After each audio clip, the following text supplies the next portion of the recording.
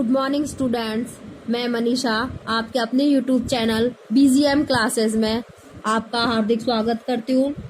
पिछली क्लास में हमने पढ़ा सिंधु घाटी सभ्यता के बारे में और जो उसके उत्खनन क्षेत्र है, चाहे वो पाकिस्तान में हो, चाहे वो अफगानिस्तान में हो या भारत में, उनके उत्खनन केंद्र पढ़े। और अब हमें पढ़ना है सिंधु नदी। सबसे पहले हम बात करें सिंधु नदी के उद्गम स्थान की, तो सिंधु नदी का उद्गम स्थान तिब्बत के कैलाश मानसरोवर के उत्तर में, तिब्बत के कैलाश के मानसरोवर के उत्तर में सैनगे खबब सिंगमुख नद या हिमनद से माना जाता है। वहीं अगर हम सरस्वती नदी के उद्गम स्थल की बात करें तो सरस्वती नदी का उद्गम स्थल शिवालिक की पहाड़ियों से माना जाता है। यहाँ से यह आदि बद्री के पास मैदान में प्रवेश करती है, जहाँ यह दक्षिण पश्चिम दिशा में बहती हुई कुरुक्षेत्र, घग्गर, हाकड़ा होती हुई हरियाणा के सिरसा नामक स्थान से राजस्थान के नौहर में प्रवेश करती है और यहाँ से यह बीकानेर, जैसलमेर होती हुई गुजरात के कच्छ में प्रवेश कर प्रभास पत्तन के पास समुद्र में गिर जाती है। वर्तमान में सरस्वती नदी का भौतिक स्वरूप अस्तित्व में नहीं है। भूसंरचना में परिवर्तन के कारण जो सरस्वती नदी है वह विलुप्त हो चुकी है, मगर वर्तमान में कतिपय विद्वान सरस्वती नदी को कल्पना मात्र मानते हैं और कई लोग कहते हैं कि सरस्वती के अवशेष के रूप में घग्गर नदी उपलब्ध है। भू उपग्रह के द्वारा जो खींची गई तस्वीरें हैं उनसे सरस्वती नदी के बहाव क्षेत्र का पता लगता है। 1921 में हड़प्पा भारत की कांस्यकालीन नागरिक सभ्यता के अवशेष मिले हैं। 1947 की आजादी के बाद से लेकर अब तक सिंधु और हनुमानगढ़ जिले में शुष्क घग्गर जो प्राचीन सरस्वती नदी के अवशेष के रूप में जानी जाती है, यहाँ से मानव सभ्यता के अवशेष मिले हैं। यहाँ से खुदाई के 2 टीले खुदाई के लिए चुने गए। प्रारंभ में हड़प्पा से इस सभ्यता के अवशेष मिलने के कारण इसे हड़प्पा सभ्यता का नाम दिया गया, किंतु सिंधु नदी के दोनों ओर इसके विस्तार बाद में मिले हैं, इसीलिए इसको सैंधव सभ्यता कहा जाने लगा। लेकिन अब भारत में सरस्वती नदी के तट पर सभ्यता के अधिकांश स्थल केंद्रित होने के कारण इसे सिंधु सरस्वती सभ्यता का नाम देने का आग्रह किया गया। पुरातत्ववेत्ता हैं बीडी वाकरकर, जिन्होंने उत्खनन कार्य किया। इनकी मान्यता है कि दोनों सभ्यताएं एक आधारभूत स्थिति के ही 2 पहलू हैं। सरस्वती का अन्वेषण जारी है जो हमें किसी निश्चित मत की ओर ले जाएगा। अब पढ़ते हैं सिंधु स्थापत्य कला। कौन सी है? सिंधु स्थापत्य कला।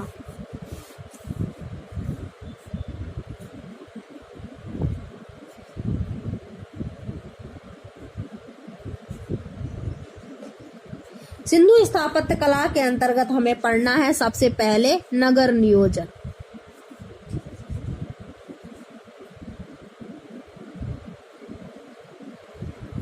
नगर नियोजन, यहाँ के जो नगर थे वो सुनियोजित अवस्था में थे। प्रत्येक नगर में ऊंचे चबूतरे पर गढ़ी और नीचे समतल भाग पर नगर बसा हुआ था। ये चबूतरा है, चबूतरे पर गढ़ हुआ करता था जिसमें राजा, सामंत और भी मंत्री रहा करते थे। और जो ये मैदानी भाग है, इन मैदानी भागों में जो आम जन थे वो रहा करते थे। गढ़ में राजा, पुरोहित और अन्य प्रमुख व्यक्तियों का निवास था। मोटी दीवार का परकोटा होता है जो चारों तरफ से किसी स्थान विशेष को घेरे हुए होता है। मोटी दीवार का ये परकोटा हुआ करता था। परकोटे की दीवार काफी चौड़ी हुआ करती थी।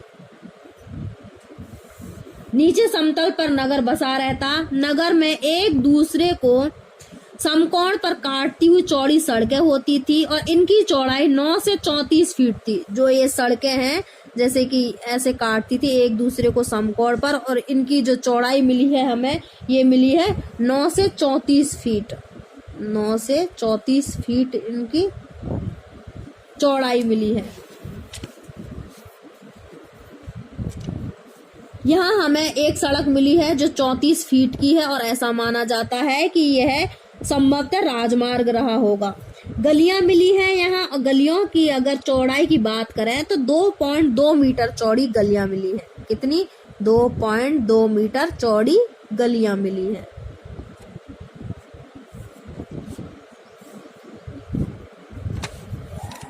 कालीबंगा की सड़कें की चौड़ाई की बात करें तो कालीबंगा की जो सड़कें हैं उनकी चौड़ाई काफी है, जैसे कि 1.8,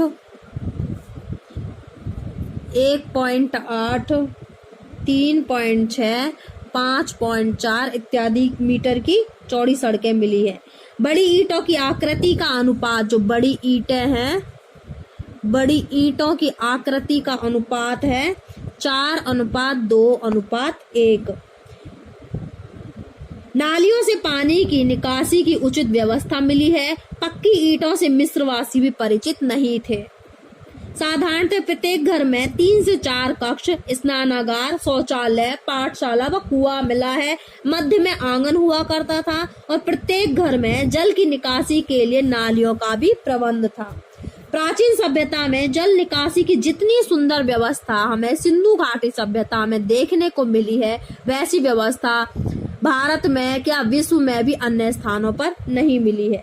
घरों के पानी की निकासी नालियों से होती थी। नालियां गंदे पानी को नगर के बाहर पहुंचाती थी। नालियों को जोड़ने व प्लास्टर में मिट्टी, जिप्सम और चूने का प्रयोग करते थे। सड़कों की नालियों में मैन होल हुआ करता था, जैसे कि ये सड़क है, इन सड़कों के पास में जो नालियां बनी होती थी, उन नालियों के पास में मैन होल बनाए जाते थे, ताकि जो गंदगी है इसके अंदर रह जाए और साफ पानी है वो बाहर निकल जाए। नालियों के बीच बीच में चैम्बर होते थे, इन्हीं को शीर्ष गर्त कहा जाता है, जिनकी सफाई करके कूड़ा करकट बाहर निकाल दिया जाता था। अब मिले हैं विशाल स्नानागार। बात करें विशाल स्नानागार की,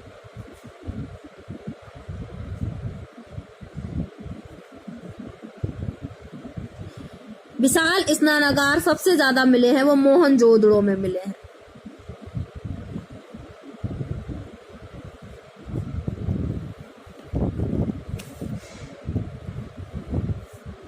यह मोहनजोदड़ो का प्रमुख भवन है। इसका आकार देखें तो 39 × 23 × 8 फीट इन स्नानागारों का अनुपात था। इसमें ईंटों की सीढ़ियां हैं, 3 तरफ बरामदे थे, फर्श और दीवारों पर ईंटों का प्रयोग किया गया था। पास में ही एक कुएं के भी अवशेष मिले हैं, जो संभवतः जल का स्रोत था। उत्तर की ओर छोटे छोटे 8 स्नानागार भी मिले हैं।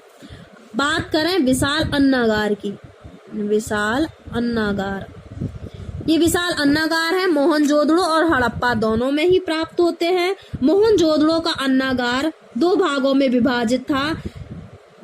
हड़प्पा के अन्नागार का क्षेत्रफल 55 × 43 मीटर था। किसका? हड़प्पा का अन्नागार। जो पानी के बचाव हेतु ऊंचे चबूतरे पर बने हुए थे। पानी से बचने के लिए ये ऊंचे चबूतरे पर ये अन्नागार बनाए जाते थे। ऐसा करके यहाँ पे अन्नागार होते थे। प्रत्येक खंड में 6-6 की 2 पंक्तियों में भंडार कक्ष मिले हैं और दोनों के मध्य 23 फीट की दूरी होती थी। जैसे कि ये है, यहाँ 6 मिल गए, इसके बाद में यहाँ ऐसे है, यहाँ ये 6-6 भंडार कक्ष है और यहाँ 23 फीट की दूरी है, और ऐसे यहाँ पे वापस से 6-6 के भंडार मिले हैं।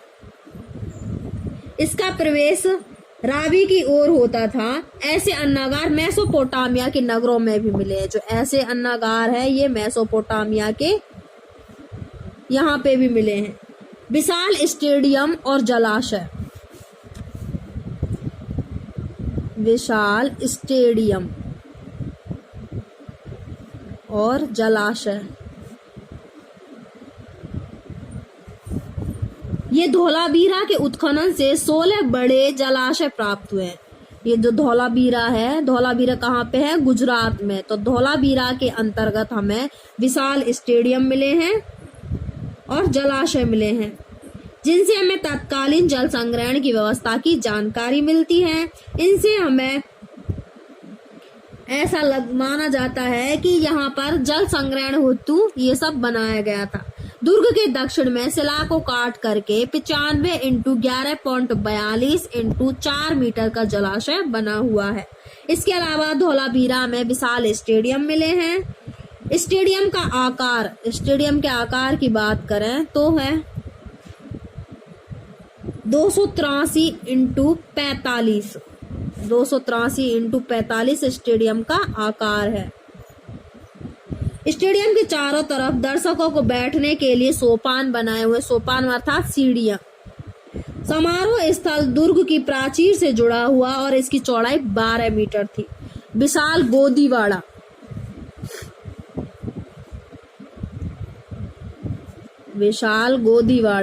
गोदीवाड़ा जिसको हम बंदरगाह भी कह सकते हैं, यह मिला है लोथल में। और लोथल कहाँ पे है? गुजरात में। लोथल से पक्की ईंटों का एक ढांचा मिला जिसे पुरातत्वविद S.R. राव ने गोदीवाड़ा या डाक यार्ड कहा है।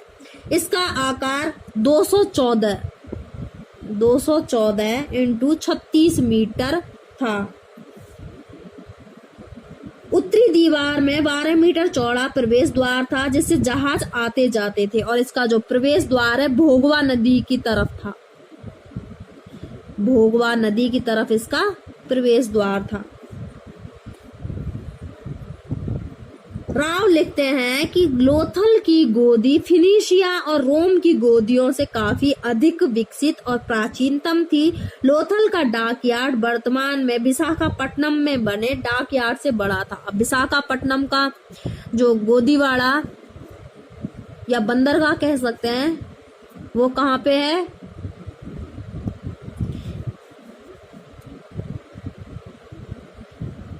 विशाखापट्टनम में, आंध्र प्रदेश। ये इससे भी बड़ा था। ये जो लोथल बंदरगाह है यह विशाखापट्टनम बंदरगाह से भी बड़ा था। अब यहाँ बात करें इसकी कला की, लिपि की और विज्ञान की। कला, लिपि और विज्ञान। तो यहाँ पर मणके, मृदभांड, मोहरें, कांस्य मूर्ति और पात्र यहाँ की कला के उत्कृष्ट प्रमाण है। यहाँ सैल खड़ी से योगी की मूर्ति, नर्तकी की कांस्य की और मिट्टी दोनों की मूर्तियां मिली हैं। मूर्तियों की ऊंचाई है 11.1/2 सेंटीमीटर। मृण मूर्तियों का विशालतम और उस समय की विकसित मूर्ति कला का प्रतीक है। कुबड़दार की मूर्ति भी कला का प्रतीक है। मोहरों पर किए गए चित्रांकन से हमें यहाँ के निवासियों की चित्रकला के प्रति रुचि देखने को मिलती है। इस सभ्यता में जो मोहरें प्राप्त हुई हैं उन पर पशुओं का अंकन, संक्षिप्त लेख उत्कीर्ण है। पीछे एक घुंडी बनी हुई है। ऐसा माना जाता है कि शायद वो टांगने के काम में आती होगी। ऐसे घुंडी बनी हुई है वहाँ की मोहरों पर। और जो यहाँ की लिपि है वो लिपि कौन सी है? भाव चित्रात्मक लिपि।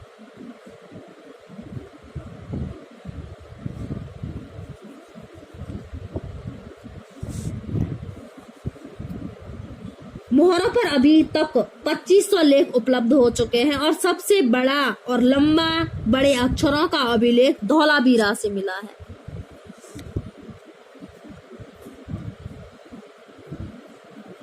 धौलावीरा से हमें सबसे बड़ा और सबसे लंबा मिला है। यहाँ की जो लिपि है भाव चित्रात्मक है। और विज्ञान की दृष्टि से हम कह सकते हैं कि यहाँ के लोगों को गणित की संख्याओं के लिए प्रतीक चिन्ह के रूप में प्रयोग में लिए गए साक्ष्य मिले हैं। गुणा और योग जैसे गणित प्रक्रियाओं से यहाँ के जो निवासी थे काफी परिचित थे। उत्खनन में ऐसे पदार्थों के अवशेष मिले हैं जो संभवतः औषधि के रूप में काम में लिए जाते रहे होंगे। कालीबंगा और लोथल से हमें खोपड़ी के अवशेष मिले हैं। कहाँ से? कालीबंगा और लोथल से। कालीबंगा और लोथल, यहाँ से हमें खोपड़ी के अवशेष मिले हैं। और इस खोपड़ी में क्या था? यह बालक की खोपड़ी है जिसमें 6 छिद्र मिले हैं। कुछ छिद्र तो भरे हुए मिले हैं और कुछ मिले हैं खाली, अभी वो छिद्र भरे नहीं है।